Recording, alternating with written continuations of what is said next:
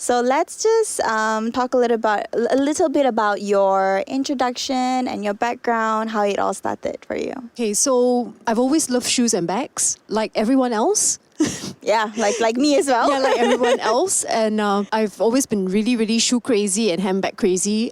Ever since childbirth, I think. And it's been a passion. I never expected that I could turn it into a business.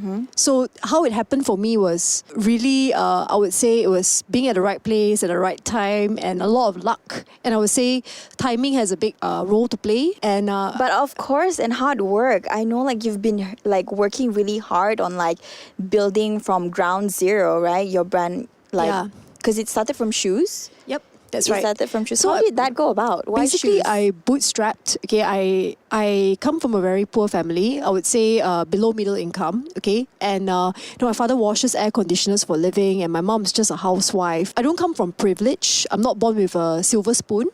So everything that I want or aspire to have in life, right, I have to build it with my own two hands. It's all blood, sweat, and tears.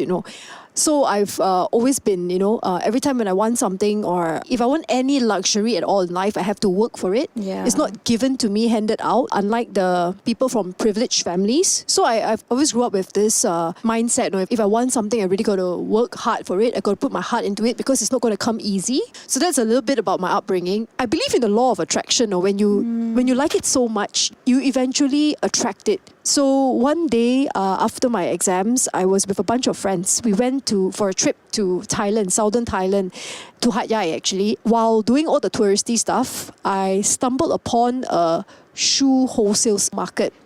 So I just bought a few pairs of shoes, like one pair of high heels, really, really nice and fancy ones, would cost about 100 baht. So at that time, the exchange rate worked out to be about 10 ringgit a pair of high heel shoes. That's really cheap. Exactly. Yeah. So I bought like 5 pairs because they were so cheap. And then the next day I went back, I bought another 5 pairs. So I ended up with like 10 pairs for 100 ringgit. To bring back to Malaysia.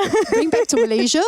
Of course, I wore them. And then all my friends, they loved it. They say, hey, where you buy your shoes? So beautiful. I say, Thailand. How much did you pay? I said, 10 ringgit. They say, oh my God, that's so cheap. Yeah. Can you sell them to me? I'll pay you like 30, When you go to Thailand next time, right? I'll give you like a $20 tip to buy me a pair of shoes, a service charge, So I started to be like a personal shopper, and that's how it really began. I started to shop for things for my friends and buy stuff for people. They said, Lema, I give you $100. You pick for me because I trust your taste. That time, young and brainless. We're young and fearless. Fearless, Yeah. You don't, when you're young, you can take on more risk. Yeah. You don't think so much, That's why I always encourage young people, just do whatever you want because time is on your side. So whatever you feel like experimenting on, no matter how dumb it sounds, just do it because you never know what may happen. You never know where it might take you. So explore as many stuff as you can, even though how dumb it is, how far-fetched. Just do first. You are young, just do. Don't care. One sweet day, my friend said, hey, we need to up the game. Why don't you design own shoes? I'm like, design own shoes? I don't know anything. Never mind, you know the factory, you go there and ask how to do. You good at drawing, just draw some stuff and then just go and sell, make it different from the rest. Yeah. And then let's have our own brand because that will differentiate us from the rest. I never thought of owning a brand. I never thought about, starting a brand or creating any brand. So I said, what do I call my brand? Put your name easy, no need to think, okay put my name Never easy, never think. You just go with it, right? Honestly, tikam only. Yeah. It's like just tikam. We're at 3 a.m. in some badminton court near my house. Last time during younger days when there was no COVID, pre-pandemic, everyone lepak until morning one. Those were the lepak culture during my time. But I like the fact that your lepak session, right, it becomes like an opportunity of business brewing. I go there with an empty brain, come back, got things to do. So that's what I did. Never used brain, just went there. And then at first the factory said to me, we have minimum order quantity. We can't just make one pair to, pass your time, Yeah. We are a factory. You need to make 2,000 pairs to start production. Yeah. Or no, it doesn't make sense. Yeah, exactly. So I say, how do I get 2,000 pairs? One design, 2,000 pairs. And then got sizes, How do I do that? So, I did. I really damn thick skin and I don't know how to explain.